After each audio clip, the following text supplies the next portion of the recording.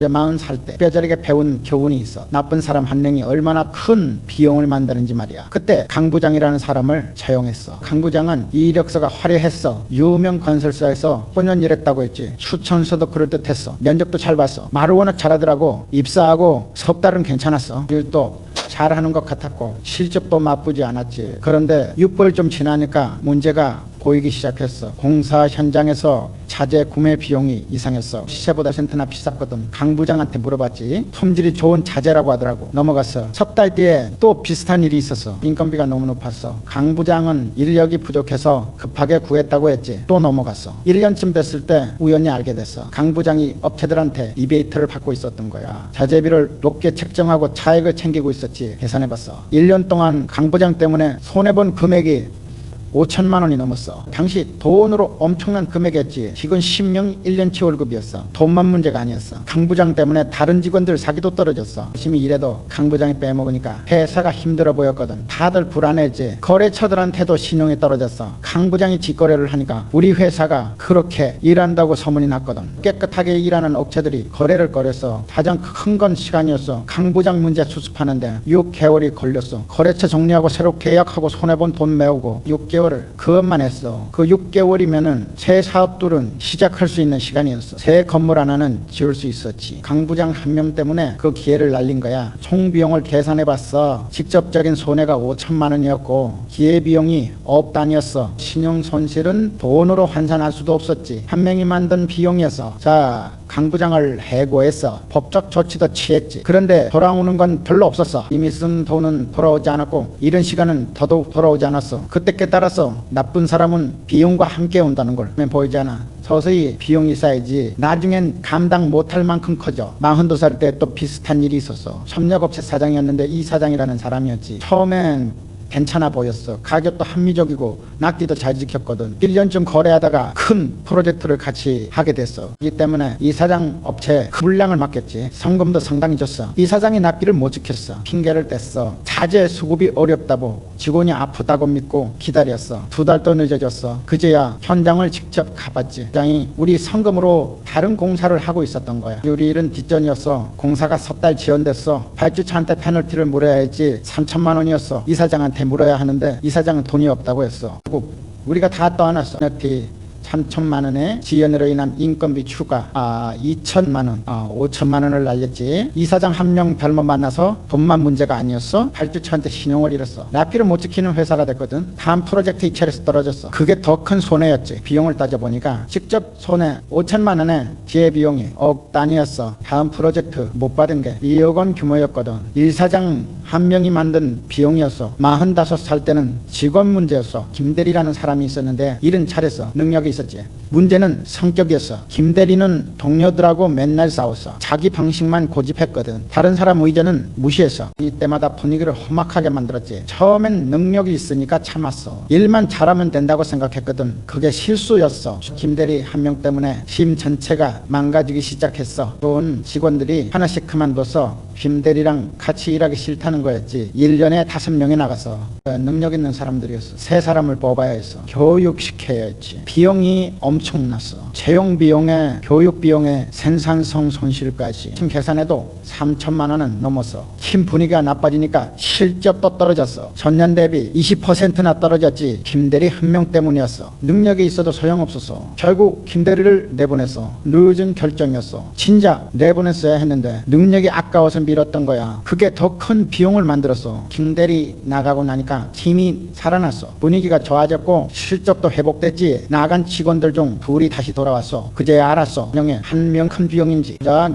50살쯤 됐을 때 패턴이 보이더라고. 나쁜 사람이 만드는 비용은 여러 가지였어. 직접적인 금전 손실, 신용 손실, 시간 손실, 기회 손실, 사기자. 직접적인 금전 손실은 계산하기 쉬워. 횡령한 돈, 리베이트 받은 돈, 페널티 비용 숫자로 나오니까 보여. 신용 손실은 계산하기 어려워. 평판이 나빠지면 거래처가 줄어들고 입찰에서 떨어지고 당장은 안 보이는데 나중에 큰 손해로 돌아와. 시간 손실이 제일 아까워. 이렇게 그 다음날 문제 수습하는 데 쓰는 시간, 세 사람 뽑고 교육하는 시간, 이 시간에 사업을 확장할 수 있었는데 기회의 손실은 더 크지. 나쁜 사람 때문에 정신없으면 좋은 기회를 놓쳐 새 프로젝트, 새 파트너, 새 시장 놓치게 돼. 사기에 저하는 돈으로 환산 못해. 좋은 직원들이 의욕을 잃고 떠나가고 남은 직원들도 불안해하고 조직 전체가 흔들려. 계산해보니까 나쁜 사람 한 명이 만드는 총 비용은 연봉의 10배가 넘었어. 연봉 1,000만 원짜리가 1억 원 이상 손해를 만드는 거야. 반대로 좋은 사람은 이익을 만들어. 최소잠처럼 일을 잘하는 사람은 자기 연봉의 10배 이상 가치를 만들어. 비용이 아니라 자산이야. 이제 50페소 살 때 회사 정책을 바꿨어. 나쁜 사람을 빨리 정의하는 시스템을 만들었지. 석 달 안에 판단하고 6개월 안에 결정하기로 했어. 그러면 직원들이 너무 빠르다고 했어. 사람한테 기회를 줘야 한다고 설명했지. 나쁜 사람한테 기회를 주는 건 좋은 사람들한테 불공평하다고 번역에 이렇게. 그 다음날 나쁜 사람 한 명 때문에 좋은 사람 10명이 피해를 보거든. 그 10명한테 미안한 거야. 나쁜 사람을 참는 게 아니라 좋은 사람들을 지켜야 하는 거야. 정책을 시행하니까 효과가 바로 나타나서 문제 직원이 빨리 정리되니까 조직이 안정돼서 좋은 직원들이 편하게 일할 수 있었지. 이직률이 떨어졌어. 그런 직원들이 회사를 떠나지 않았거든. 나쁜 사람 때문에 스트레스 받을 일이 없으니까 다들 오래 일하고 싶어 했어. 생산성이 올라갔어. 나쁜 사람 때문에 낭비되던 시간이 없어졌거든. 문제 수습할 일도 없고 갈등 조정할 일도 없었어. 일에만 집중할 수 있었지. 비용이 줄었어. 신규 채용, 비용 교육, 비용, 법적 분쟁 비용 다 줄어들었어. 나쁜 사람을 빨리 정리하니까 그 사람이 만들 비용도 줄어든 거야. 60살이 되니까 확신하게 됐어. 나쁜 사람은 반드시 비용과 함께 온다는 걸 처음엔 안 보여도 시간이 지나면 드러나. 젊은 경자들한테 가르쳤어. 만약에 이렇게 그 다음날 나쁜 사람을 빨리 알아보고 일 정리하라고. 그러지 말라고. 능력이 아까워도 내보내야 한다고. 나쁜 사람의 징조는 간단해. 약속을 자주 어긴다. 거짓말을 한다. 책임을 회피한다. 동료를 무시한다. 이 중 하나라도 보이면 주의해야 해. 한두 번은 실수일 수 있어. 3번 이상 반복되면 그게 본성이야. 그때는 기회를 줄 때가 아니야. 정리할 때야. 정리할 때는 빨리 해야 해. 이루면 비용만 커져. 강 부장처럼 1년을 끌면 손해가 눈덩이처럼 불어나. 석 달 안에 결정해야 해. 번역으로 문제없게 정리해야 해. 증거를 확보하고 절차를 지켜야 해. 나중에 문제가 안 되게 비용을 줄이려다 더 큰 비용을 만들면 안 되니까. 이게 명확히 알려야 해. 왜 내보내는지, 어떤 문제가 있었는지 다른 직원들이 알아야 경각심을 갖거든. 같은 실수를 안 하게. 제 사람을 뽑을 때는 더 신중해야 해. 능력만 보지 말고 사람됨을 먼저 봐야. 그럼 빈자리는 채우면 되는데 나쁜 사람이 만든 손해는 못 채워. 시간도 돈도 신용도 다 날려버리거든. 빈자리가 훨씬 안전해. 평생 사업하면서 나쁜 사람들을 많이 만났어. 그때마다 큰 비용을 치렀지. 돈도 잃고 시간도 잃고 기회도 잃었어. 그 경험으로 배웠어. 좋은 사람을 지키는 게 사업의 본질이라는 걸. 젊은 사람들한테 하고 싶은 말이 있어. 나쁜 사람한테 기회를 주지 마라. 그건 착한 게 아니야. 어리석은 거야. 나쁜 사람 한 명 때문에 좋은 사람 10명이 피해를 봐. 그 10명이 더 중요해. 나쁜 사람을 정리하는 게 좋은 사람들을 지키는 거야. 나쁜 사람은 비용과 함께 온다. 이 진리를 빨리 깨달을수록 손해를 줄일 수 있어. 늦게 깨달으면 돌이킬 수 없는 비용을 치러야 해. 살 때 해외 박람회에 참석했어. 중동 건설 시장을 알아보려고 갔었지. 거기서 신기한 걸 발견했어. 같은 박람회에 온 한국 기업들이 여럿 있었어. 비슷한 규모였고 기술도 비슷했지. 그런데 받는 대우가 완전히 달랐어. 어떤 회사 사장은 주요 바이어들이 먼저 찾아왔어. 명함을 주고 미팅을 요청했지. 좋은 프로젝트를 소개해줬어. 조건도 좋았어. 어떤 회사 사장은 아무도 안 찾아왔어. 명함을 돌려도 받지 않았어. 미팅을 요청해도 거절당했지. 프로젝트 정보도 못 얻었어. 차이가 뭘까 궁금했어. 회사 규모는 비슷했거든. 기술도 비슷했어. 그런데 대우가 달랐어. 자세히 관찰해봤지. 인기 있는 사장은 태도가 달랐어. 사람들 말을 끝까지 들었어. 질문에 정직하게 대답했지. 약속을 정확히 지켰어. 모든 사람한테 예의 바르게 대했어. 인기 없는 사장은 반대였어. 사람들 말을 중간에 끊었어. 질문에 과장되게 대답했지. 약속 시간을 안 지켰어. 자기보다 약해 보이는 사람한테는 건성으로 대했어. 이제 박람회가 끝나고 6개월 뒤에 결과가 나왔어. 인기 있던 사장은 대형 프로젝트 3개를 따냈어. 조건도 아주 좋았지. 인기 파트너십까지 맺었어. 인기 없던 사장은 프로젝트 하나도 못 땄어. 아무도 같이 일하려고 하지 않았거든. 기술이 있어도 소용없었어. 사람이 문제였으니까 그때 확실히 깨달았어. 기회의 수준은 그 사람의 수준에서 결정된다는 걸. 능력이 같아도 사람됨이 다르면 받는 기회가 완전히 달라진다는 걸. 영업 살 때 은행에서 대출을 받으려고 했어. 해외 프로젝트 자금이 필요했거든. 여러 은행을 돌아다녀서 신기한 게 있었어. 한보 같은 사업 계획서를 냈는데 은행마다 반응이 달랐어. 어떤 은행은 적극적으로 대출해 주려고 했고 어떤 은행은 소극적이었어. 적극적인 은행 지점장이 말하더라고. 정주용 사장 평판을 들어서 알고 있다고 약속을 지키고 정직하게 사업한다는 소문이 났다고. 그래서 믿고 빌려준다고. 소극적인 은행은 달랐어. 회사 규모가 작다고 담보가 부족하다고 했지. 사물만 본 거야. 서류만 본 거지. 결과는 명확했어. 적극적인 은행에서 더 큰 금액을 더 좋은 조건으로 빌릴 수 있었어. 사람을 믿어줬으니까. 내가 어떤 사람인지가 대출 조건을 결정한 거야. 그 돈으로 중동 프로젝트를 성공시켰어. 제때 갚았지. 그 은행하고는 20년 넘게 거래해서 점점 더 좋은 조건을 받았어. 신뢰가 쌓였으니까. 50살쯤 됐을 때 정부 프로젝트 입찰이 있었어. 여러 회사가 참여했는데 우리 회사가 선정됐어. 기술 점수는 중간이었는데 신용 점수가 높았대. 담당 공무원이 말하더라고. 현대건설은 약속을 지킨다는 편판이 있다고. 납기를 지키고 품질을 보장한다고. 저녁에 짓고 맡긴다고 했어. 그 프로젝트가 우리 회사를 한 단계 끌어올렸어. 정부 프로젝트 사례가 생기니까 민간 프로젝트도 따내기 쉬워졌거든. 편판이 기회를 만든 거야. 반대로 기술은 뛰어난데 편판이 나쁜 회사도 있었어. 자주 납기를 어기고 품질에 문제가 있었대. 그 회사는 입찰에서 계속 떨어졌어. 있어도 믿을 수 없으면 기회가 안 와. 아무리 능력이 뛰어나도 편판이 나쁘면 아무도 같이 일하려고 하지 않아. 53살 때 젊은 사업가를 만났어. 이사장이라는 새로운 공법을 개발했거든. 투자를 받으려고 돌아다니던 중이었지. 사람이 문제였어. 그만했어. 투자자들을 무시하는 태도였지. 자기의 기술이 최고라고 투자 안 하면 후회할 거라고 했어.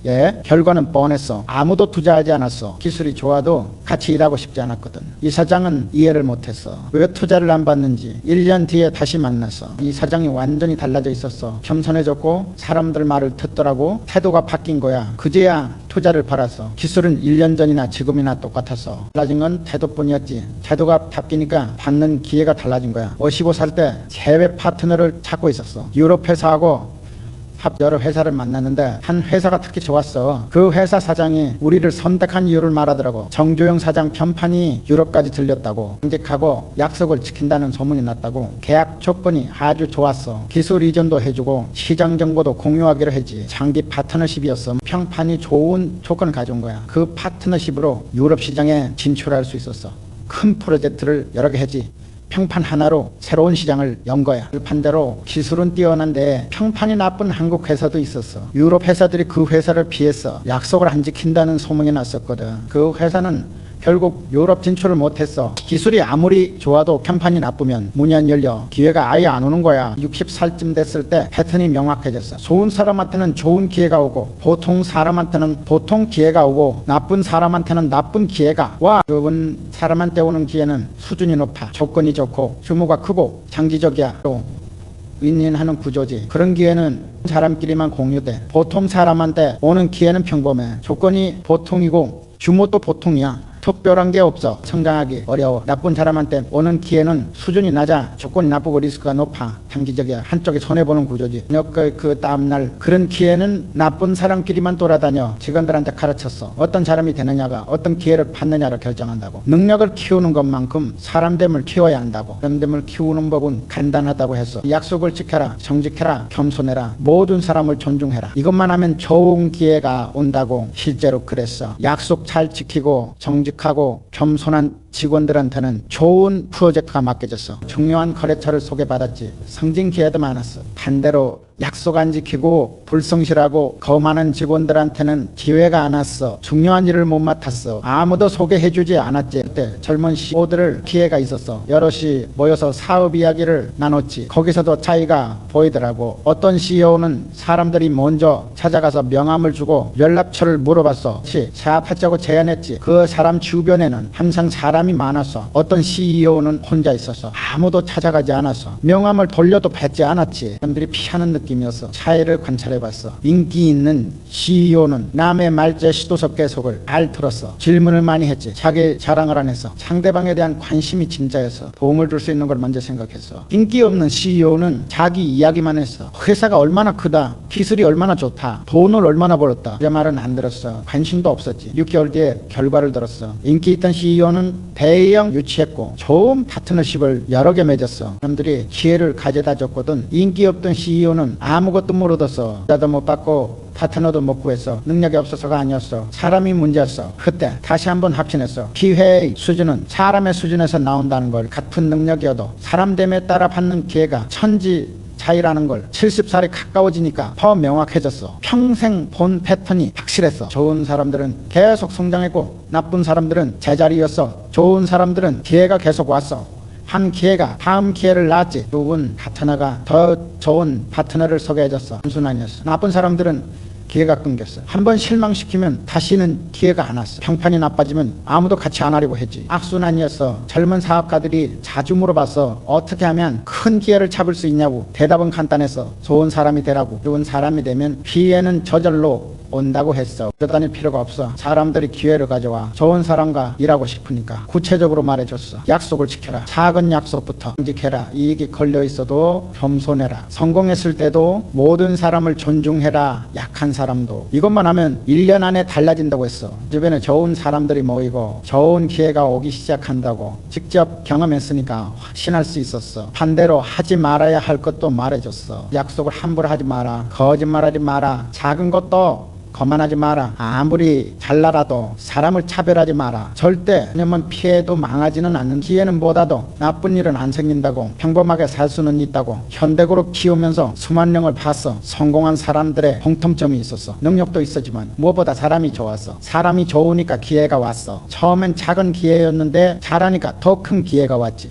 성장했어. 능력도 늘고 기회도 늘고. 반대로 능력은 있는데 사람이 별로인 경우도 많았어. 처음엔 기회가 왔어. 능력이 있으니까 얼마 안 가서 기회가 끊겼어. 사람이 문제니까. 그리고 오래 성공한 사람들은 다 사람이 좋았어. 능력은 기본이고 사람됨이 차이를 만들었어. 능력으로 첫 기회를 잡고 사람됨으로 계속된 기회를 잡았어. 10이 넘은 지금도 마찬가지야. 좋은 제안이 계속 와. 사업 제안, 투자 제안, 자문 요청. 나이가 많은데도 사람들이 찾아와. 이유가 뭘까? 능력이 뛰어나서 아니야? 70이 넘으면 능력은 한계가 있어. 사람을 믿어서야. 평생 쌓인 신뢰 때문이야. 그러면 사람들한테 하고 싶은 말이 있어. 능력만 키우지 마라. 사람됨도 같이 키워라. 능력은 기회의 문을 열어주지만 사람됨이 기회의 크기를 결정해. 능력 있는 사람은 많아. 굉장히 심해. 능력만으로는 차별화가 안 돼. 사람됨이 차별화를 만들어. 사람이 좋으면 사람들이 선택해. 기회는 공평하게 오지 않아. 좋은 사람한테 더 많이 와. 좋은 조건으로 와. 그게 현실이야. 불공평해 보여도 합리적이야. 왜 합리적이냐고. 좋은 사람과 일하면 리스크가 적거든. 약속을 지키고 정직하고 책임을 지니까 일하기 편해. 나쁜 사람과 일하면 리스크가 커. 약속을 어기고 거짓말하고 책임을 회피하니까 같이 일하기 힘들어. 당연히 피하게 돼. 여기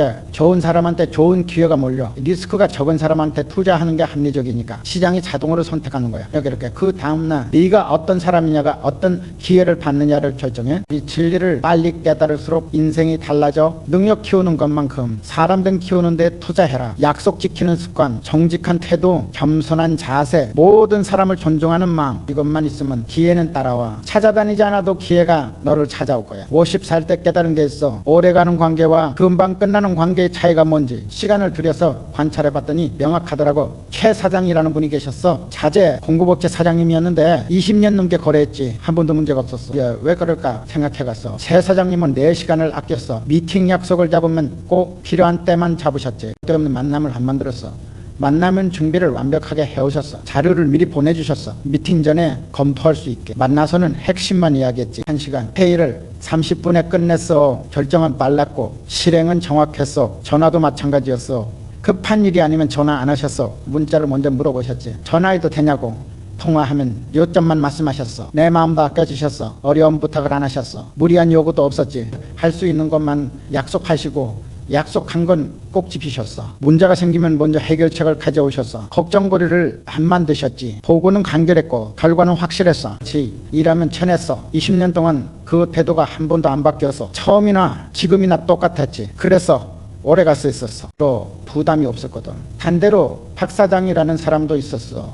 처음에 거래를 시작했는데 6개월 만에 끊었어. 도저히 못하겠더라고. 박 사장은 내 시간을 낭비했어. 그냥 미팅을 자주 잡았어. 별로 중요하지도 않은 일로 또 안 하고 왔어. 만나서 했지. 회의가 길어졌어. 요점 없이 이야기만 많았어. 1시간이면 될 걸 3시간 했어. 결정은 늦었고 실행은 느렸어. 전화를 밤낮 없이 했어. 급한 것도 아닌데 저녁에 전화하고 주말에 전화했어. 요점도 없이 이것저것 물어봤지. 시간을 뺏겼어. 내 마음도 불편하겠어. 무리한 부탁을 자제했어. 안 된다고 하면 섭섭했지. 할 수 없는 걸 약속하고 지키지 못했어. 정말 문제가 생기면 변명부터 했어. 해결책은 안 가져왔어. 보고는 장황했고 결과는 애매했지. 했지. 같이 일하면 스트레스에서 6개월 만에 거래를 끊었어. 이상 못하겠더라고. 시간도 아깝고 마음도 불편하고 아무리 좋은 조건을 줘도 소용없었어. 그 경험으로 깨달았어. 그녀간 관계는 서로의 시간과 마음을 아낀다는 걸. 한쪽만 아껴서는 안 돼. 둘 다 아껴야 오래가. 50선 살 때 정부장이라는 직원이 있어서 15년을 같이 일했는데 한 번도 힘든 적이 없었어. 그러니까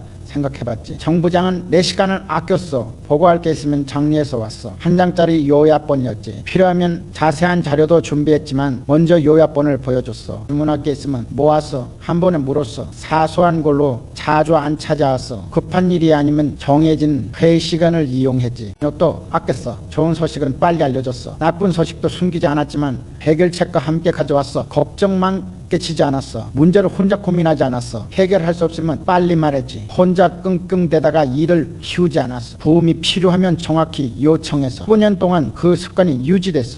나중이나 똑같았지. 그래서 오래 같이 일할 수 있었어. 부담이 없었거든. 반대로 김대리라는 직원도 있었어. 1년 만에 팀을 옮겼어. 같이 일하기 힘들었거든. 김대리는 내 시간을 낭비했어. 보고할 게 있으면 정리 안 하고 왔어. 두서없이 이야기했지. 10분이면 될 걸 30분 했어. 질문을 수시로 했어. 사소한 것까지 다 물어봤어. 스스로 판단하지 않았지. 정해진 회의 시간 외에도 자주 찾아왔어. 내 마음도 불편하게 했어. 적을 늦게 알려줬어. 문제가 커진 뒤에 말했지. 해결책도 없이 걱정만 끼쳤어. 문제로 혼자 끙끙댔어. 해결 못하는데도 안 말했어. 일을 치웠지. 도움을 요청할 때도 뭘 도와달라는 건지 애매했어. 1년 만에 팀을 옮겼어. 능력은 있었지만 같이 일하기 힘들었어. 시간도 마음도 소모가 컸거든. 살 때 회사 내부 규칙을 만들어서 회의 문화를 바꾼 거야. 시간과 마음을 아끼는 방향으로. 저녁에 회의는 10분을 기본으로 했어. 1시간 넘으면 안 되게 했지. 자료는 하루 전에 공유하게 했어. 미리 읽고 오게. 안건은 3개로 제한했어. 많으면 나눠서 하게 했지. 보고는 한 장 요약을 원칙으로 했어. 자세한 건 질문 받으면 대답하게. 결정은 회의 중에 하게 했어. 나중에 결정하는 거 금지했지. 결정 못하겠으면 추가 정보를 정확히 요청하게 했어. 처음엔 불편해했어. 익숙하지 않으니까. 석 달 지나니까 효과가 나타났어. 회의 시간이 반으로 줄었어. 결정은 2배로 빨라졌지. 직원들이 편해졌어. 시간이 아껴지니까 일할 시간이 늘었어. 야근이 줄었지. 스트레스도 줄었어. 불필요한 회의가 없으니 평가도 좋아졌어. 같은 시간에 더 많은 일을 했어. 더 빠르게 결정하고 더 빨리 실행했지. 서로의 시간을 아끼니까 가능한 일이었어. 60살 좀 됐을 때 오래된 파트너들을 돌아봤어. 10년, 20년 같이 일한 사람들 공통점이 있었어. 다들 서로의 시간을 아꼈어. 쓸데없는 만남을 안 만들어. 필요할 때만 만났지. 만나면 효율적으로 일했어. 서로의 마음도 아꼈어. 무리한 부탁을 안 했어. 할 수 있는 것만 요청했지. 이제 문제가 생기면 같이 해결했어. 신뢰가 쌓여 있었어. 굳이 확인하지 않아도 됐어. 약속하면 지켜질 거라고 믿었지. 그래서 편했어. 반대로 금방 끝난 관계들도 돌아봤어. 1년도 못 가서 끝난 사람들. 이것도 공통점이 있었어. 시간을 낭비하게 했어. 불필요한 만남이 많았어. 준비 없이 만났지. 결론이 안 났어. 마음을 불편하게 했어. 무리한 요구를 했어. 약속을 안 지켰지. 문제로 만들었어. 신뢰가 없었어. 항상 확인해야 했어. 의심하게 됐지. 그래서 힘들었어. 젊은 직원들한테 가르쳤어. 오래 가고 싶으면 상대방의 시간과 마음을 아끼라고. 관계는 배려로 유지된다고. 시간을 아끼는 법을 알려줬어. 능력을 줄여라. 대신 준비를 철저히 해라. 요점을 먼저 말해라. 결정을 빨리 해라. 실행을 정확히 해라. 마음을 아끼는 법도 알려줬어. 능력 부탁을 하지 마라. 약속을 함부로 하지 마라. 문제를 키우지 마라. 해결책을 가져와라. 직원들이 실천하니까 달라지더라고. 오래가는 관계가 늘어났어. 파트너들이 편해지. 같이 일하고 싶어했어. 이직률도 줄었어. 직원들끼리도 서로 시간과 마음을 아끼니까 팀워크가 좋아졌어. 그 불필요한 갈등이 없었지. 65살 때 손자한테도 이 원칙을 가르쳤어. 친구 관계도 마찬가지라고. 오래 가려면 서로를 아껴야 한다고. 친구 시간을 함부로 쓰지 마라. 약속을 자주 잡지 마라. 만나면 의미 있게 보내라. 연락도 필요할 때만 해라. 친구 마음을 불편하게 하지 마라. 무리한 부탁하지 마라. 문제 만들지 마라. 뒤에서 험담하지 마라. 손자가 실천하더니 친구 관계가 좋아졌어. 오래가는 친구가 생겼지. 서로 아끼니까 편했어. 10이 넘은 지금도 이 원칙은 유효해. 오래된 친구들, 오래된 파트너들 다 서로의 시간과 마음을 아끼는 사람들이야. 만남은 적어도 깊어. 안 만나도 관계는 단단해. 서로를 배려하니까 부담이 없으니까. 젊은 사람들한테 하고 싶은 말이 있어. 관계를 오래 가져가고 싶으면 상대방을 아끼 아껴라. 시간도 마음도 자주 만나는 게 중요한 게 아니야. 만날 때 얼마나 배려하느냐가 중요해. 깊이가 관계를 유지시켜. 오래가는 관계는 서로의 시간과 마음을 아낀다. 일을 전해져 사업을 동시에 시작했어. 하나는 대성공이었고 하나는 완전히 망했지. 차이가 뭐였을까? 사람이었어. 첫 번째 사업은 폴란드 건설이었어. 중동 지역에 대형 공장을 짓는 프로젝트였지. 규모가 어마어마했어. 혼자서는 절대 못할 일이었어. 이 전무라는 분을 파트너로 만나서 폴란드 전문가셨는데 경력이 30년이었지. 만남부터 느낌 좋았어. 전문가의 깊이가 보였거든.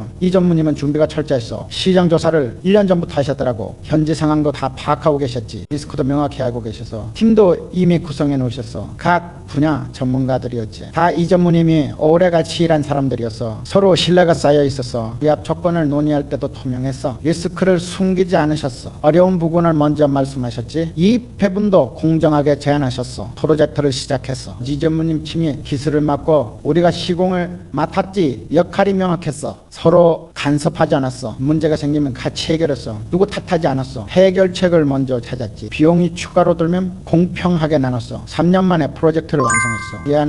한 안에서 했지. 품질도 훌륭했어. 타주처가 아주 만족해서 이익이 엄청났어. 예상보다 4%나 더 많았어. 이 전무님과 약속대로 나눠 한 푼도 안 속이고 그 프로젝트가 시작이었어. 다음 프로젝트가 줄줄이 들어왔거든. 이 전무님과 10년 넘게 같이 일했어. 수십억 달러 규모 프로젝트를 여러 개 했지.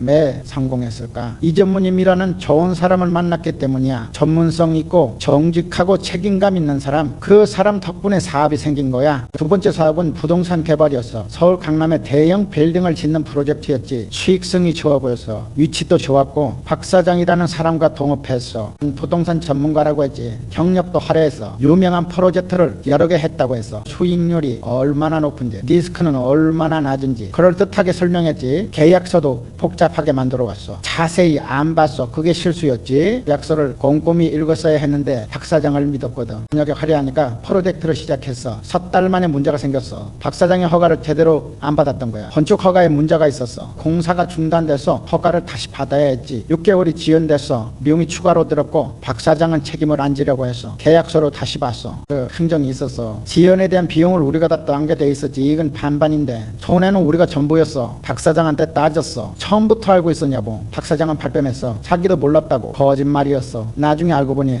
처음부터 알고 있었어. 프로젝트를 계속할 수 없었어. 손해를 보고 정리했지. 10억 원이 넘게 날렸어. 박 사장 때문이었어. 법적 분쟁까지 갔어. 1년 넘게 싸웠어. 결국 일부만 돌려받았지. 시간과 돈과 에너지를 엄청 낭비해서 왜 망했을까? 박 사장이라는 나쁜 사람을 만났기 때문이야. 거짓말하고 책임 회피하는 사람. 그 사람 때문에 사업이 망한 거야. 같은 시기 같은 자본으로 시작한 두 사업. 또 하나는 대성공하고 하나는 완전히 망했어. 사이는 오직 사람이었어. 좋은 사람과 하니까 사업이 생겼어. 한 프로젝트가 10개 프로젝트를 만들었지. 좋은 평판이 생기고 좋은 파트너가 모여서 나쁜 사람과 하니까 사업이 망해서 한 프로젝트로 끝났어. 나쁜 평판이 생기고 사람들이 피했지. 보시고 살 때 회사 확장을 결정해서 새로운 사업부를 만들기로 했지. 책임자를 뽑아야 했어. 명이 후보였어. 김이사와 이이사 둘 다 능력이 있었어. 경력도 비슷했지. 실적도 좋았어. 김이사는 개인 성과가 뛰어났어. 맡은 프로젝트를 다 성공시켰지. 일하는 스타일이었어. 팀워크보다 개인 능력으로 해냈어. 이사는 팀 성과가 좋았어. 팀원들이 같이 성장했지. 협력하는 스타일이었어. 나보다 함께 일하는 걸 좋아했어. 이 이사를 선택했어. 주변에서 의아했어. 김 이사 개인 실적이 더 좋은데 왜 이 이사를 뽑냐고 설명했지. 사업부는 팀을 만들어야 한다고. 혼자 잘하는 사람보다 함께 잘하는 사람이 필요하다고. 결과는 명확했어. 이 이사가 훌륭한 팀을 만들었어. 6개월 만에 안정되고 1년 만에 성과가 났지. 사업부가 성공했어. 김 이사는 다른 회사로 갔어. 거기서도 개인 성과는 좋았대. 팀장이 됐는데 팀이 안 됐다고 하더라고. 결국 다시 혼자 일하는 자리로 갔어. 왜 차이가 났을까?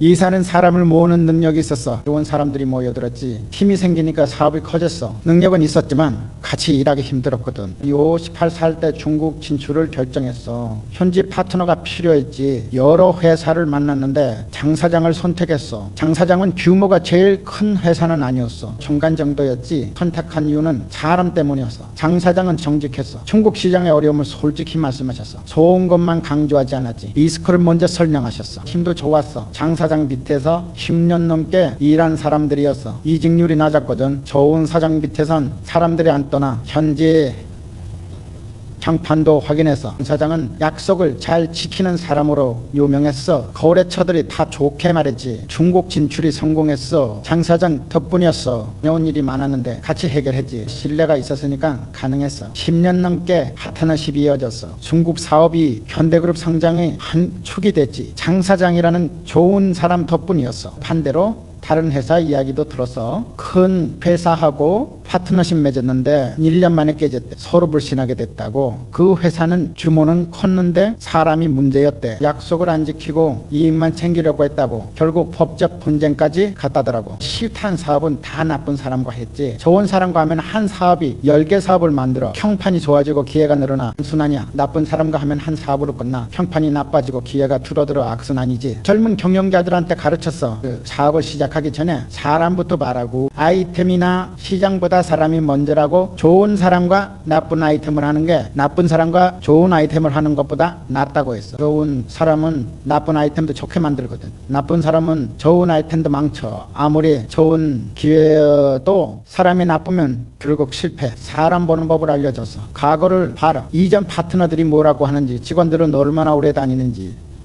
평판이 어떤지, 현재를 봐라. 약속을 지키는지, 투명한지, 책임을 지는지, 작은 일에서 어떻게 행동하는지, 미래를 봐라. 장기 계획이 있는지, 단기 이익만 보는지, 함께 성장하려고 하는지. 세 가지만 확인하면 사람이 보인다고 해서 시간이 좀 걸려도 확인해야 한다고. 나중에 후회하는 것보다 100배 낫다고. 실제로 그렇게 하는 직원들이 성공했어. 파트너 선택을 신중하게 했거든. 그건 사람만 골랐지. 사업이 잘 돼서. 반대로 급하게 시작한 직원들은 실패했어. 사람을 제대로 안 봤거든. 조건만 보고 계약했지. 나중에 문제가 터져서 65 살 때 후배 경영자한테 자문을 해줬어. 큰 투자를 앞두고 있었는데 파트너 선택 때문에 고민이었대. 두 회사가 제안을 했는데 하나는 조건이 좋았어. 투자 금액도 크고 지분도 적게 가져가겠다고 했지. 다른 하나는 조건이 보통이었어. 투자 금액도 적고 지분도 더 가져가겠다고 했어. 당연히 조건 좋은 쪽을 선택하려고 했대. 말렸어. 조건만 보지 말고 사람을 보라고. 두 회사 대표를 만나보라고. 직접 느껴보라고. 내가 두 회사를 다시 만났어. 조건 좋은 회사 대표는 거만했대. 투자해주는 거니까 감사해야 한다는 태도였다고. 조건 보통인 회사 대표는 달랐대. 손했고 그래 진지하게 물어봤다고. 같이 성장하고 싶다는 진심이 느껴졌대. 후배라 조건 보통인 회사를 선택해서 주변에서 아깝다고 했지. 조건이 더 좋은 쪽을 왜 안 하냐고. 3년 뒤에 결과가 나왔어. 후배 회사가 대성공했어. 파트너가 적극적으로 도와줬거든. 다음날 기술도 공유하고 시장도 열어줬어. 조건 좋았던 회사랑 계약한 다른 회사는 문제가 많았대. 파트너가 간섭만 하고 도움은 안 줬다고. 그리고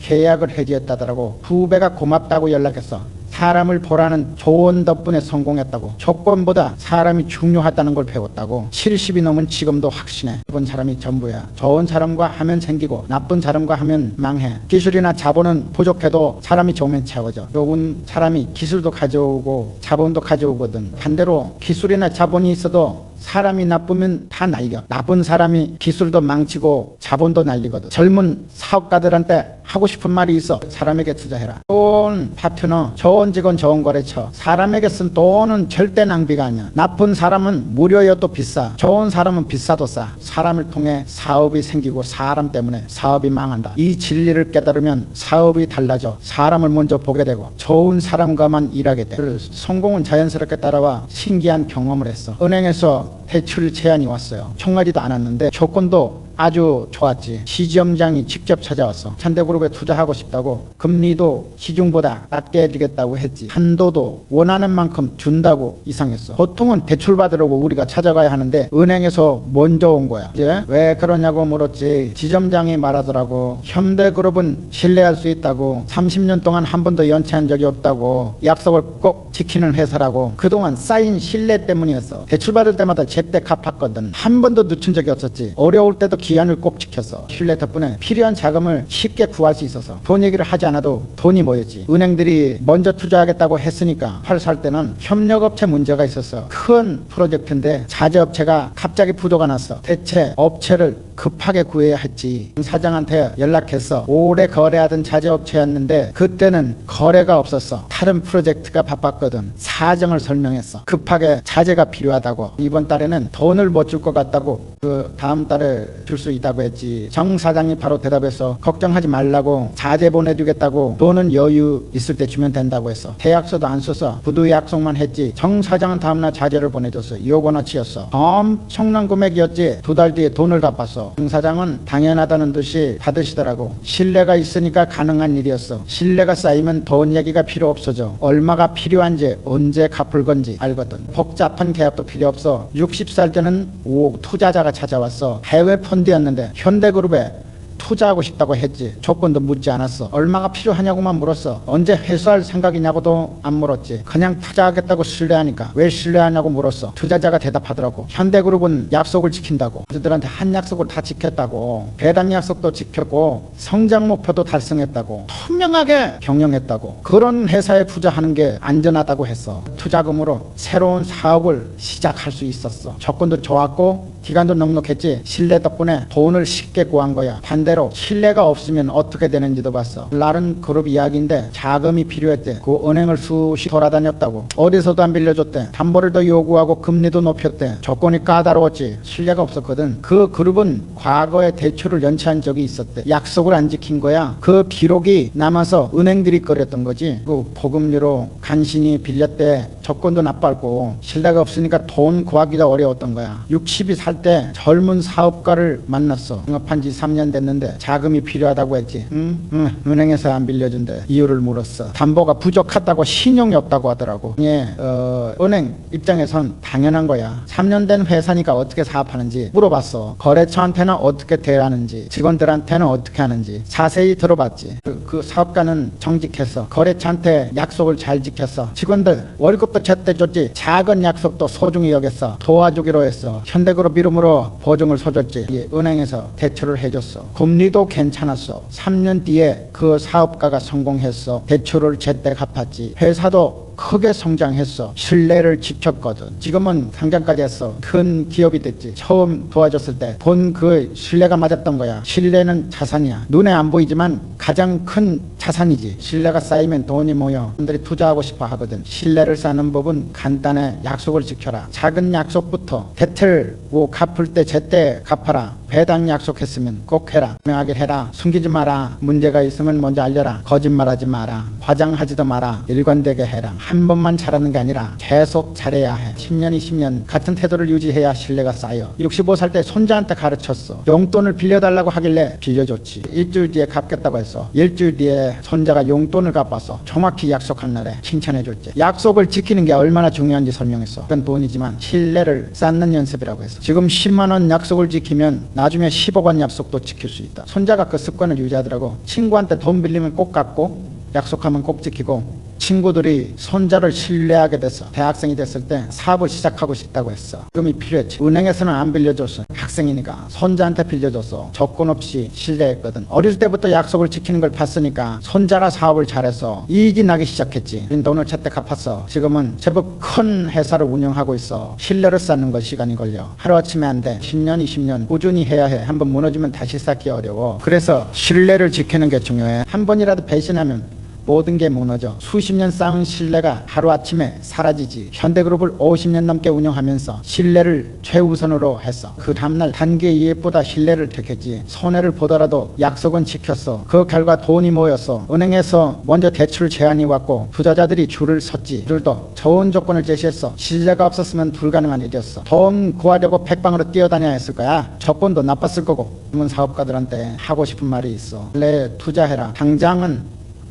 손해보는 것 같아도 나중에 100배로 돌아와. 약속 지키는데 투자해라. 제때 갚는데 투자해라. 투명하게 경영하는데 투자해라. 그게 가장 확실한 투자야. 신뢰가 쌓이면 돈 얘기 안 해도 돈이 모인다. 사람들이 제시 도석에 속 먼저 돈을 가져오거든. 투자하겠다고 빌려주겠다고. 조건도 좋아져. 10이 넘은 지금도 그래. 자금이 필요하면 전화 한 통이면 돼. 은행들이 서로 빌려주겠다고 해. 이 50년 쌓은 신뢰 덕분이야. 신뢰는 보이지 않는 자산이야. 장부에 안 나와. 숫자로 안 보여. 가장 큰 자산이지. 신뢰가 쌓이면 돈 내기 안 해도 돈이 모인다. 22살 때 첫 사업을 시작했어. 쌀가게였지. 작았어. 하루 매출이 얼마 안 됐어. 그때 배운 게 있어. 어느 날 할머니 한 분이 오셨어. 쌀 3kg을 사시면서 배달을 부탁하셨지. 오후 3시까지 와야 한다고 하셨어. 약속했어. 3시까지 가겠다고. 다른 배달이 많았어. 할머니 집은 멀었지. 가는 길이 아니었어. 그래도 갔어. 정확히 3시에 도착했어. 할머니가 기다리고 계셨어. 아들이 전쟁터에서 돌아오는 날이었대. 밥을 지어야 했던 거야. 할머니가 고마워하셨어. 약속 지켜줬어. 그날 이후로 할머니는 단골이 됐지. 이제 10년 넘게 우리 가게에서만 쌀을 샀어. 그런 약속이었어. 쌀 3kg 배달. 그런데 그 약속에 10년 단골을 만들었어. 약속의 힘을 배웠지. 25살 때 더 큰 약속을 했어. 건설 현장에서 일하던 시기였는데 공사를 하나 맡았어. 작은 주택이었지. 건축주한테 약속했어. 석 달 안에 완공하겠다고. 건축주는 의심했어. 다른 업체들이 다 넉 달 걸린다고 했거든. 그냥 밤낮으로 일해서 비가 와도 쉬지 않았어. 자재가 늦으면 직접 가서 가져왔지. 정확히 석 달 만에 완공했어. 건축주가 놀라서 정말 석 달 만에 건넨 거야. 품질도 좋았어. 기한도 지켰지. 건축주가 다른 사람들한테 소개해줬어. 그 소개로 프로젝트 5개가 더 들어왔어. 약속 하나 지켜서 5개 일을 받은 거야. 약속에 돈을 만들었어. 30살쯤 됐을 때는 은행과 약속이 중요했어. 수를 받아 뒤에 갚기로 했지. 사업이 어려웠어. 6개월 만에 갚기 힘들었어. 다른 사업가들은 연장을 요청했어. 은행도 대부분 들어줬지. 연장하지 않았어. 약속을 지키기로 했어. 다른 데서 돈을 빌렸어. 이자가 더 높았지만 은행 약속을 지켰어. 은행 지점장이 놀랐어. 요즘 누가 기한 맞춰 갚냐고. 대부분 연장하는데 정주영 사장은 다르다고 했지. 그 뒤로 대출이 쉬워졌어. 은행에서 먼저 연락이 왔어. 필요하면 빌려주겠다고. 금리도 낮춰줬지. 약속을 지켰더니 신용이 생긴 거야. 35살 때는 정부 프로젝트를 맡았어. 그녀가 빡빡했어. 1년 안에 끝내야 했지. 페널티도 컸어. 재풍이 왔어. 공사가 한 달 지연될 상황이었어. 다른 업체들은 포기했어. 그 불가항력이니까 납기 연장을 요청했지. 포기하지 않았어. 인력을 2배로 늘렸어. 비용이 더 들었지만 공사를 계속했어. 밤에도 작업했어. 정확히 1년 만에 완공했어.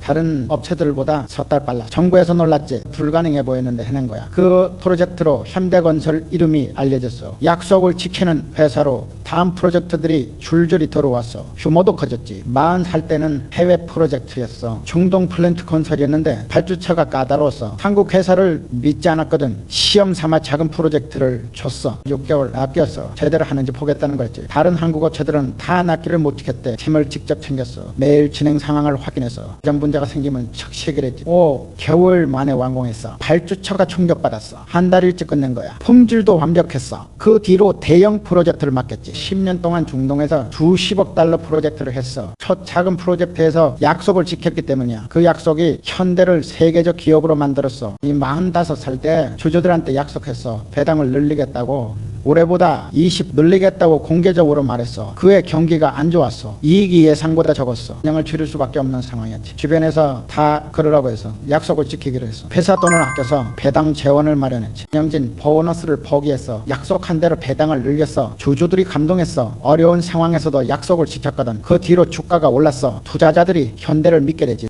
조달이 쉬워졌어. 증자를 하면 사람들이 줄을 섰어. 약속 지키는 회사니까 믿을 수 있다는 거야. 50살 때는 직원들한테 약속이 중요했어. 성과급 제도를 만들었는데 목표를 달성하면 보너스를 주기로 했지. 그 외에 예상보다 비용이 많이 들었어. 성과급을 주면 회사가 적자였어. 임원들은 내년으로 미루자고 했어. 약속을 지키기로 했어. 직원들이 목표를 달성했으니까 경영진 급여를 삭감했어. 약속한 성과급을 다 줬지. 직원들이 회사를 믿게 됐어. 약속을 지키는 회사니까. 해 덜 열심히 일했어. 생산성이 30 올랐지. 적자였던 회사가 흑자로 돌아섰어. 직원들이 헌신했거든. 약속을 지켰더니 돌아온 거야. 55살 때 협력업체와 약속이 있었어. 물량을 늘려주기로 했어. 1년 계약이었는데 조건이 좋았지. 6개월 만에 더 싼 업체를 찾았어. 센터나 저렴했어. 계약을 바꾸면 몇 억을 아낄 수 있었어. 바꾸지 않았어. 약속을 지키기로 했어. 1년 계약을 끝까지 유지했지. 몇 억 손해였지만 신용을 지켰어. 협력업체 사장이 고마워했어. 요즘 누가 약속을 지키냐고. 조건 좋으면 바로 바꾸는데 현대는 다르다고. 그 업체가 기술을 개발했어. 획기적인 거였는데 우리한테만 독점 공급해줬어. 약속을 지켜준 은혜를 갚는다고. 그 기술로 경쟁력이 높아졌어. 몇 억 아낀 것보다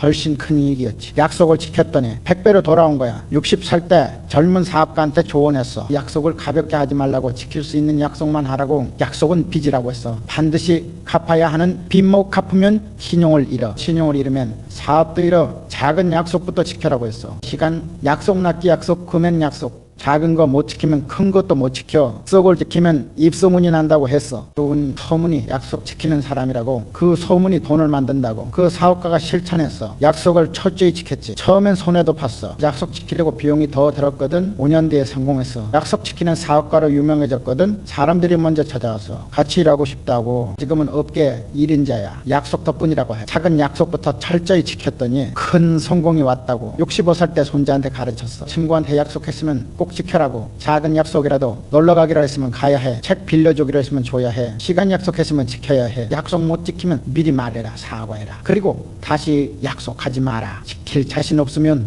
처음부터 약속하지 마라. 손자가 그대로 했어. 친구들한테 신뢰를 얻었지. 약속 잘 지키는 친구로 유명해졌어. 해고생이 됐을 때 친구들이 다 도와줬어. 어려울 때 손을 내밀어줬지. 평소에 약속을 지켰으니까 친구들이 믿었던 거야. 70평생 사업하면서 확신하게 됐어. 약속을 지키는 사람이 결국 큰 돈을 번다는 걸. 당장은 손해보는 것 같아. 약속 지키려고 비용이 더 들고 시간이 더 걸리고 불편해 보여. 시간이 지나면 달라져. 약속 지킨 사람한테 기회가 와. 사람들이 믿으니까 믿음이 돈을 만들어. 약속 안 지키는 사람은 당장은 이익이야. 비용 아끼고 시간 아끼고 시간이 지나면 망해. 아무도 안 믿으니까 기회가 안 와. 믿음이 없으면 돈도 없어. 현대그룹이 세계적 기업이 된 이유가 뭘까? 기술 자본 아니야. 약속이야. 50년 동안 약속을 지켰어. 납기 약속, 품질 약속, 금액 약속, 배당 약속, 큰 약속도 작은 약속도 다 지켰어. 신용이 현대를 치웠어. 젊은 사람들한테 하고 싶은 말이 있어. 약속을 목숨처럼 지켜라. 작은 약속이 큰 돈을 만든다. 약속 못 지키면 다 잃어. 신용 잃고 기회 잃고 돈 잃어. 약속 지키면 다 얻어. 신용 없고 기회 없고 돈 얻어. 약속을 지키는 사람이 결국 큰 돈을 벌게 된다. 이건 저건이 아니야. 사실이야. 70평생 증명했어. 지킬 수 있는 약속만 해라. 함부로 약속하지 마라. 약속했으면 죽어도 지켜라.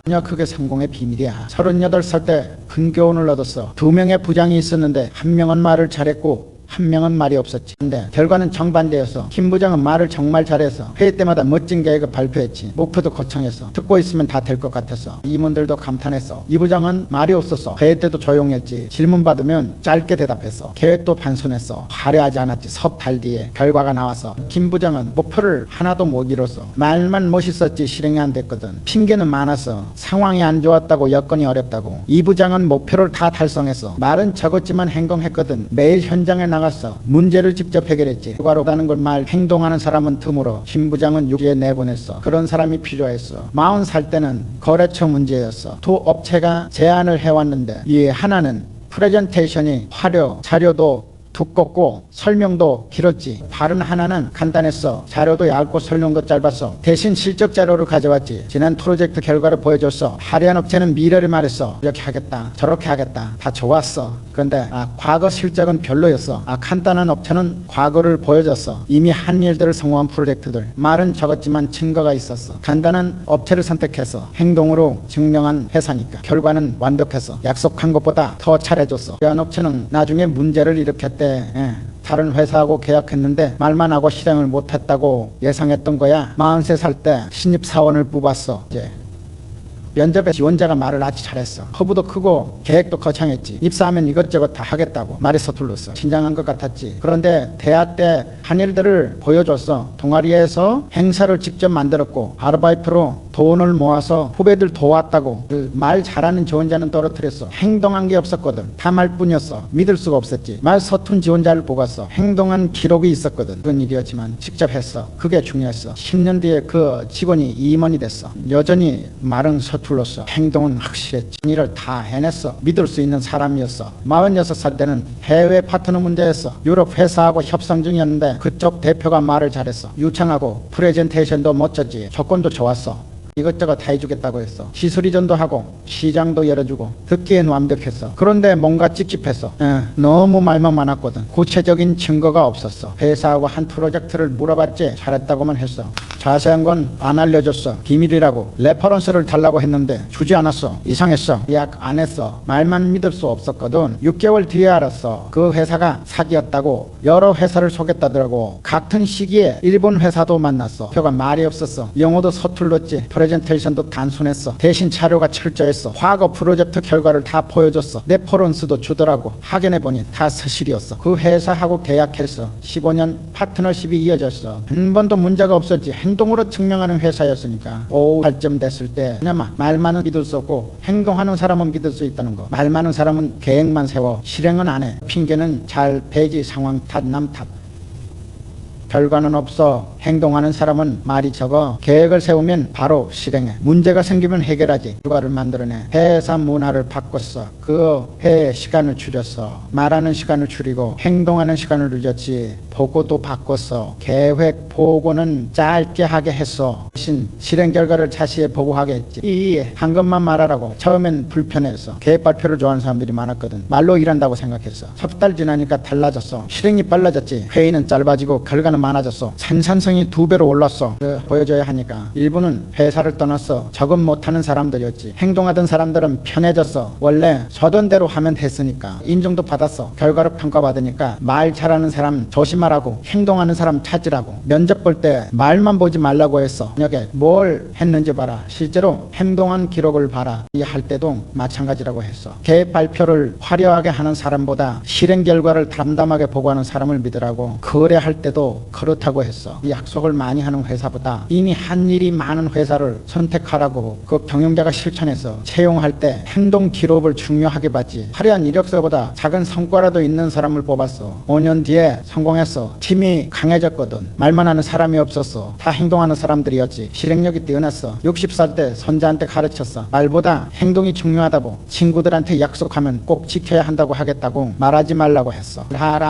하고 나서 말해라. 행동이 먼저고 말은 나중이라고. 손자가 그대로 해서 친구한테 도와주겠다고 말 안 했어. 그냥 도왔어. 친구들이 놀랐지. 말 없이 행동하니까 신뢰를 얻었어. 손자를 믿게 됐거든. 말이 아니라 행동으로 보여줬으니까 친구들이 어려울 때 손자를 찾았어. 65살 때 회고록을 쓰면서 정리했어. 평생 만난 사람들을 돌아봤지. 성공한 사람들의 공통점이 있었어. 말이 적었어. 행동이 많았지. 약속을 함부로 안 했어. 약속하면 꼭 지켰어. 실패한 사람들도 공통점이 있었어. 말이 많았어. 행동은 적었지. 약속을 쉽게 했어. 지키지는 못했어. 현대그룹 임원들도 마찬가지였어. 오래 남은 사람들은 다 행동파였어. 말로 설득하는 게 아니라 결과로 보여주는 사람들이었지. 젊을 때부터 그랬어. 말보다 행동을 믿었어. 사산 바닷가에서 서울로 올라올 때도 말 안 했어. 그냥 왔어. 살가게 시작할 때도 말 안 했어. 계획 발표 안 했어. 그냥 시작했어. 결과를 보여줬지. 현대건설 만들 때도 마찬가지였어. 큰 계획 발표 안 했어. 프로젝트부터 시작했어. 하나씩 성공시켰어. 총동 진출할 때도 말이 적었어. 언론에 발표 안 했어. 명의 준비해서 성공하고 나서 알려줬지. 실시평생 그렇게 살았어. 말보다 행동, 계획보다 실행, 약속보다 이행. 그게 현대를 만들었어. 그러면 사람들한테 하고 싶은 말이 있어. 말 잘하는 법 배우지 마라. 행동하는 법을 배워라. 발표 잘하는 게 능력이 아니야. 실행 잘하는 게 능력이야. 프레젠테이션 화려한 게 중요한 게 아니야. 결과를 만드는 게 중요해. 말 잘하면 당장은 인정받아. 사람들이 감탄하지. 시간이 지나면 들통나. 행동이 없으면 신뢰를 잃어. 행동하면 당장은 티가 안 나. 조용하니까. 시간이 지나면 인정받아. 결과가 쌓이니까. 믿음은 말로 안 만들어져. 행동으로 만들어져. 한두 번 행동으로는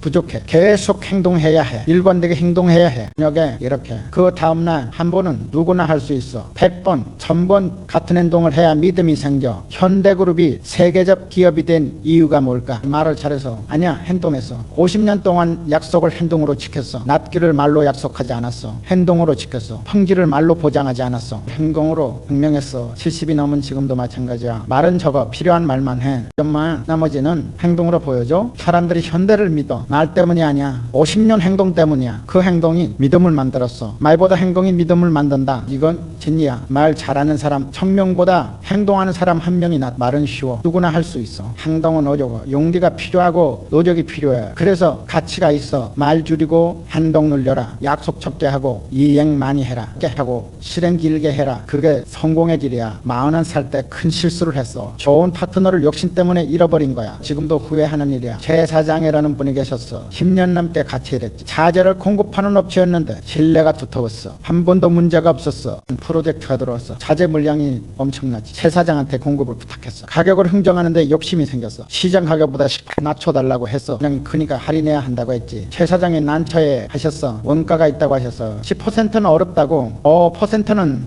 가능하다고 하셨지. 고집을 부렸어. 10% 아니면 알아보겠다고 사장이 고민하시다가 결국 받아들이셨어. 퍼센트를 깎아주셨지. 계약했어. 몇 억을 아낄 수 있었어. 기분이 좋았어. 석 달 뒤에 알았어. 사장 회사가 어려워졌다고. 우리 프로젝트 때문에 적자였대. 할인이 너무 컸던 거야. 미안했어. 최 사장한테 가서 사과했어. 원래 가격대로 주겠다고 했지. 사장은 괜찮다고 하셨어. 약속이니까 지키겠다고. 프로젝트가 끝났어. 최 사장한테 연락했어. 다음 프로젝트도 같이 하자고. 최 사장이 거절하셨어. 더 이상 같이 일하기 어렵다고. 10년 파트너를 잃었어. 몇 억 아끼려다가 10년 관계를 망친 거야. 욕심 때문이었어. 후회해도 소용없었어. 새 업체를 찾았어. 가격은 최 사장보다 쌌어. 품질이 문제였어. 납치도 자주 늦었지. 결국 더 큰 손해를 봤어. 최 사장한테 다시 부탁했어. 돌아와 달라고. 사장은 이미 다른 거래처를 찾으셨더라고. 신뢰가 깨진 관계는 회복이 안 됐어. 그때 배웠어. 사람을 잃지 않으려면 욕심을 줄여야 한다는 걸. 당장 이익보다 관계가 중요하다는 걸. 45세도 비슷한 일이 있었어. 직원 문제였는데 박 과장이라는 사람이 있었어. 능력이 뛰어난 사람이었지. 박 과장이 연봉 인상을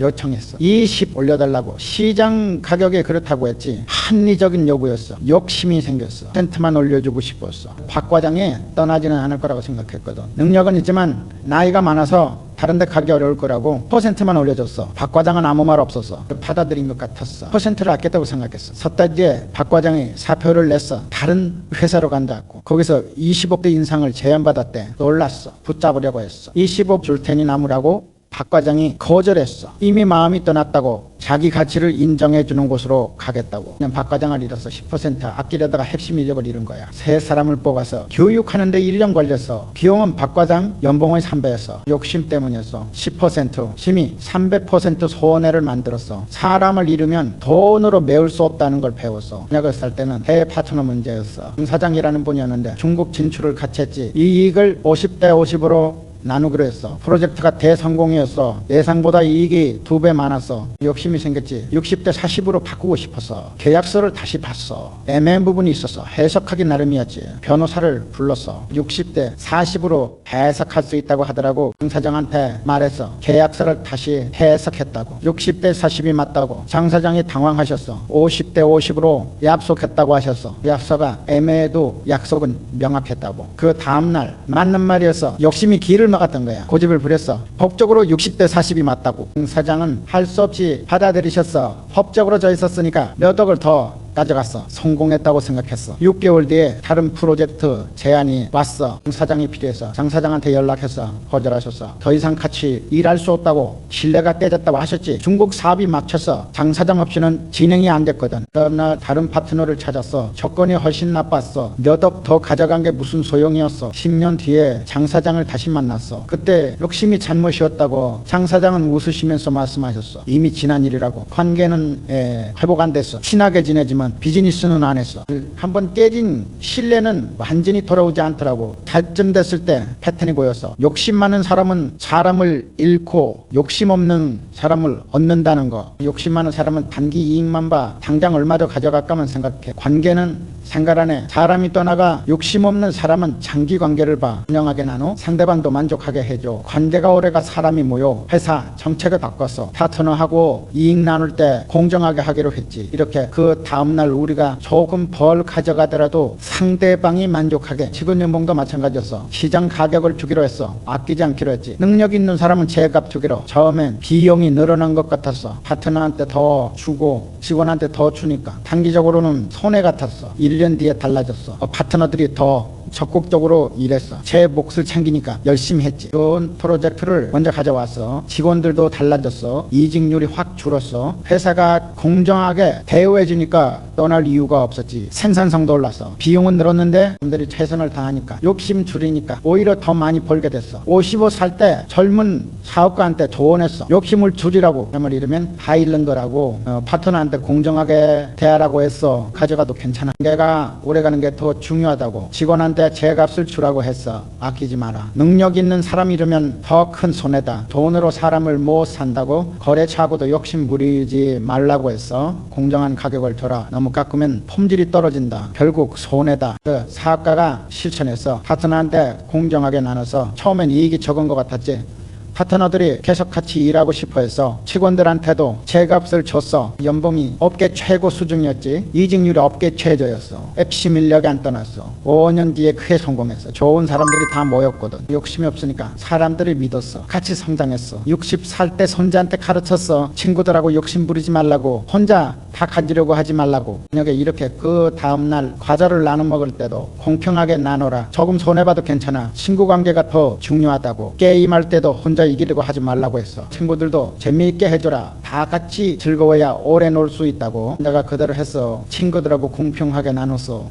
자기가 조금 손해봤지. 친구들이 좋아해서 친구 관계가 좋아졌어. 다들 손자랑 놀고 싶어 했거든. 욕심이 없으니까 편했어. 친구들이 많아졌어. 65살 때 회고하면서 정리했어. 욕심 때문에 잃은 사람들이 많았어. 최 사장, 박 과장, 장 사장. 욕심 때문이었어. 그 사람들을 잃은 게 가장 큰 손해였어. 돈보다 컸어. 아낀 돈의 100배를 잃었어. 사람을 잃으면 뒤에도 잃고 미래도 잃어. 반대로 욕심 줄이고 공정하게 대한 사람들은 다 남았어.